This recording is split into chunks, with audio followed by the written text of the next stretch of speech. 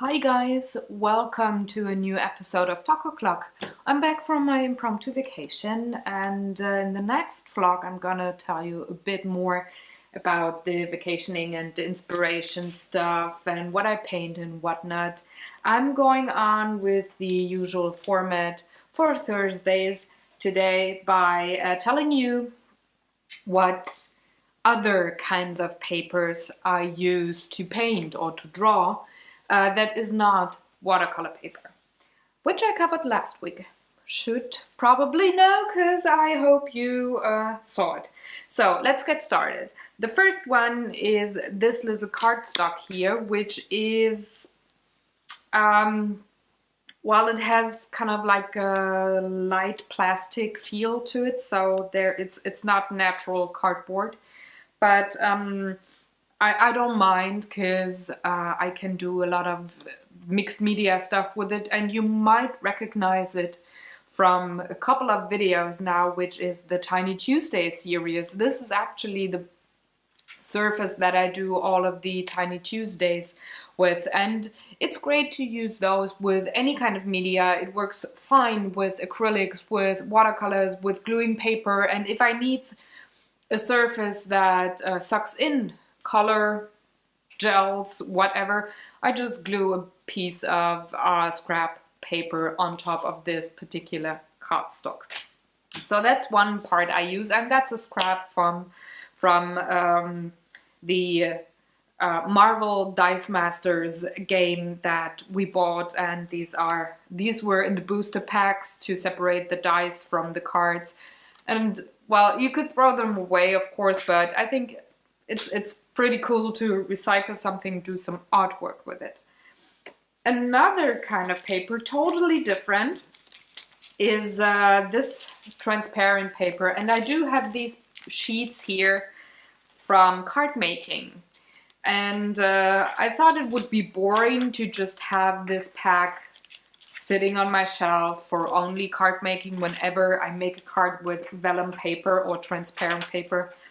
I wanted to use it for other things, so I tried various media on those, and things that do not work, in my humble opinion, are pastels, and I mean chalk pastels. With that, I didn't try oil because I don't have any, and I didn't try oil paint in on itself because I don't have that as well.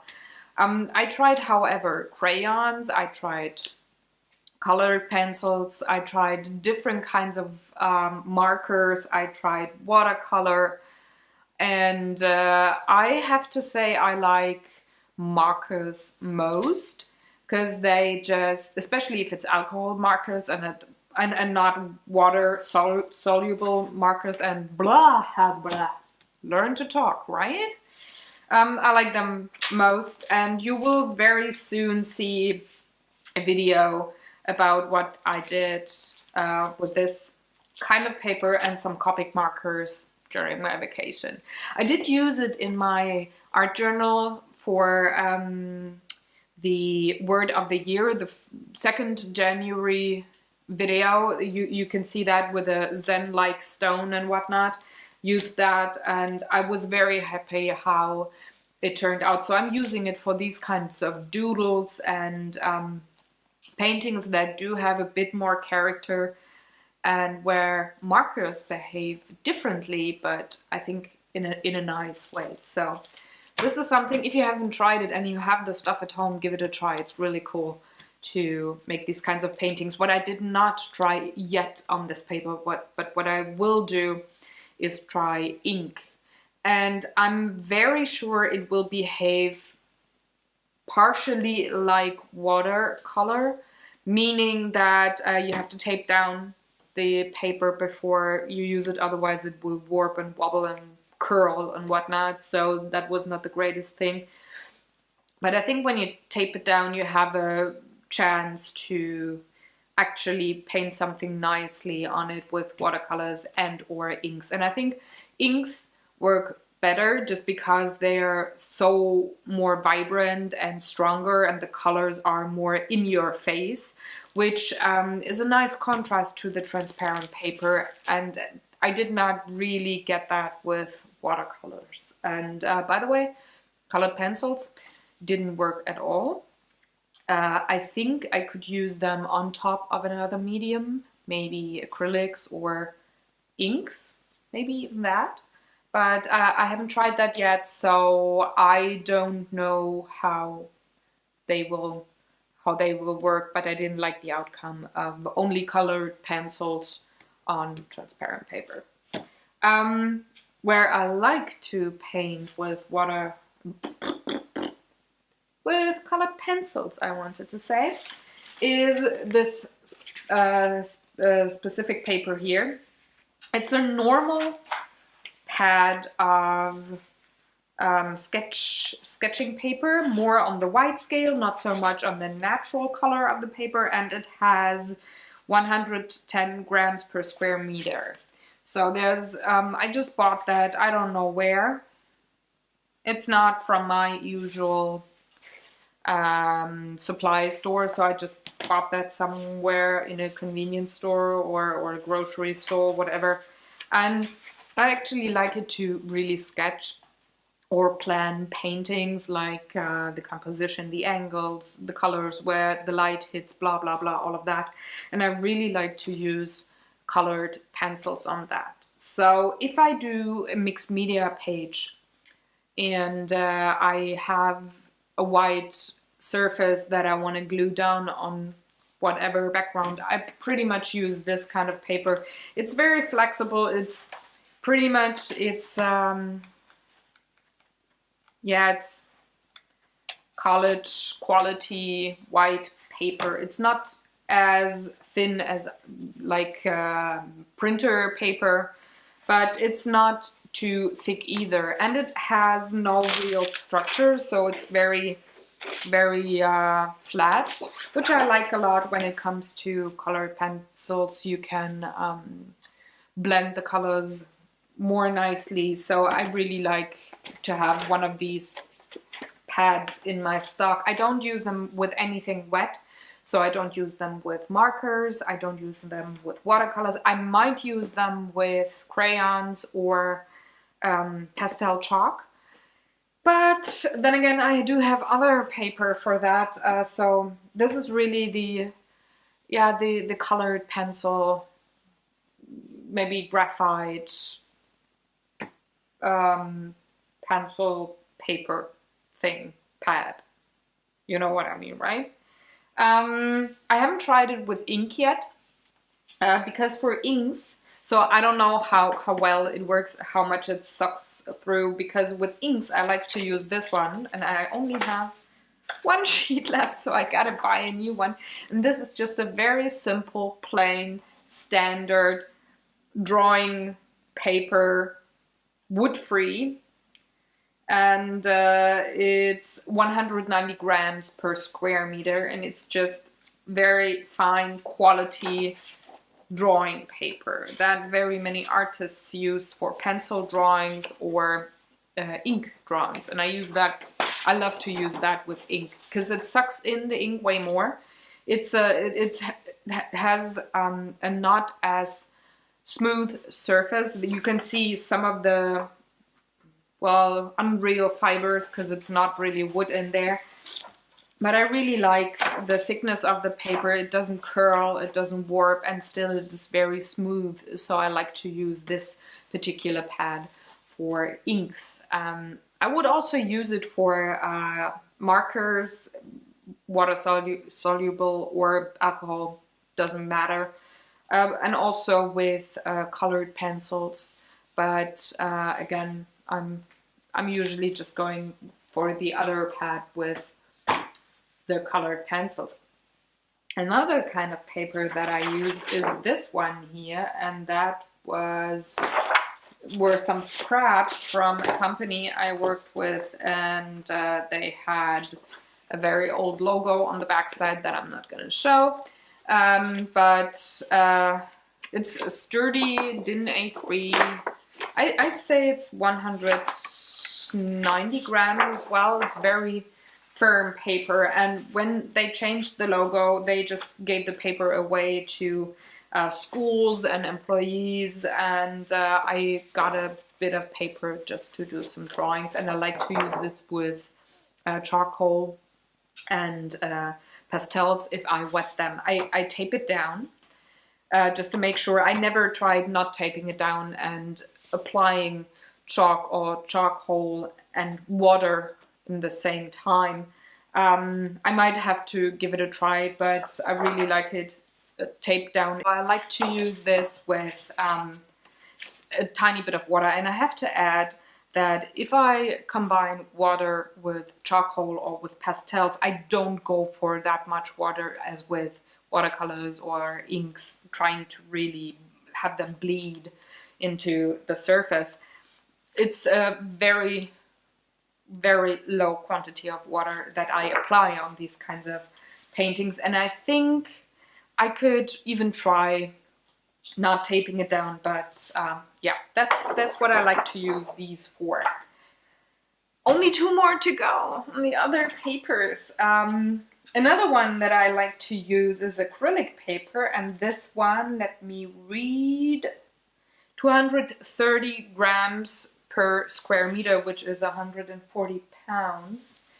And this one is A3 as well, and this is a very high quality acrylic paper. So it has the same, it has the same structure as canvas, and it is really very sturdy. It pretty much doesn't warp at all, and I don't paint acrylics with a lot of water. I go more for the dry kind of painting them, and so I don't even need to tape it down. If I would use this kind of paper with inks or maybe watercolors or other media that is quite wet, I would tape it down anyways, just to make sure. But I don't know if I would need to. It depends on how much water I would add there. And I recently made the painting with the stained glass crocus. That was actually made on this pad, and I applied a load of water there, so I taped it down just to make sure to... No, I did not. I just remember. I did not tape it down, and it warped slightly, but having it being wet on the backside, just misted it on the backside, and then drying it with my blow dryer, it's very straight. There's not a lot of warping going on. So I just remembered. God damn, I'm getting old. Anyways, I like to use this kinds of papers, again, with not only the media that it's meant for, but also with other kinds of media. And the last kind of paper that I use, and I only do have 2 sheets left, I have to rebuy, is I have to get the separation paper away, is this brown cardstock paper. And this is very strong. This is also like 230 to 50 grams per square meter, and this is paper, and I'm just going for the backside, this is paper made for pastel chalks. Now, I only use this one when I go for dry painting. I'm not going for this kind of paper if I go in with pastels or charcoal and I want to add water, because this will warp big time. It sometimes even warps a bit if you apply fixative spray afterwards. It will straighten itself out, yes, but it can be kind of scary when you apply it and the edges of the paper go like that. So don't like it as much. So I don't even go for water. I don't even try, because I do have other surfaces where I can make this kind of painting and be very sure it's not gonna warp and wobble and everything's gonna work out. But I really like this size. It's a bit bigger. I think it's 40 by 50 centimeters, if I'm not mistaken. And this was a very, very thick pad, and I have that for, let me think, almost 20 years now.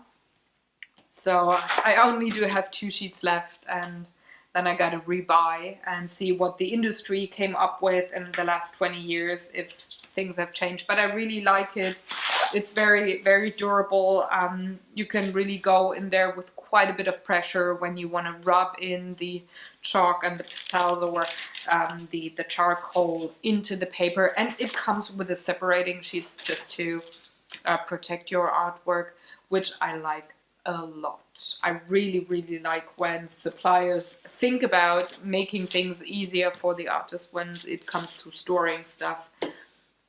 And yeah, that's pretty much it. That's all the other kinds of papers that I use. There's of course more, but they don't go for painting as much as they do for crafting. So paper piecing and stuff like that. So pattern papers that I use for my art journals as well, and also with crafting decorative things or card making and all of that, all the cardstock and things like that that I do use for boxes and for bags, gift wrapping things. I did not include them in here just because I want to make sure that I separate the things between painting and like classic painting, which I think is this kind of paper, and the crafting, paper piecing, making other art stuff that is not painting necessarily kind of paper. So I didn't include that here. There's a ton of that paper over there, and I'm just looking off camera on this huge stack. But that's pretty much what I use for painting. And next week I already know what I'm going to talk about. I'm going to show you all the unusual surfaces that I do paint on, and I'm very curious what kinds of surfaces you use when it comes to paper and cardstock or whatnot that is not meant for painting or meant for these kinds of medias that you're using on them in the first place. So I would love to hear in the comment section below what kinds of other papers you found very interesting or horrible maybe, or just, yeah, meh, when it comes to painting on different kinds of papers that is not watercolor, but with other media too. So please let me know. Otherwise, thank you for watching, again, sitting through this weird, hopefully not too long video, and I'm going to see you on Saturday with another vlog where I'm showing you what I did this week, what I painted, what I published, and now looking back on the things, having a couple of days / weeks in between manufacturing and looking at them, what I think about the stuff that I produced there. So stay tuned for that. Have a very good day, and thanks again for watching. Like, share, subscribe, as always, and I'm gonna see you. Bye bye.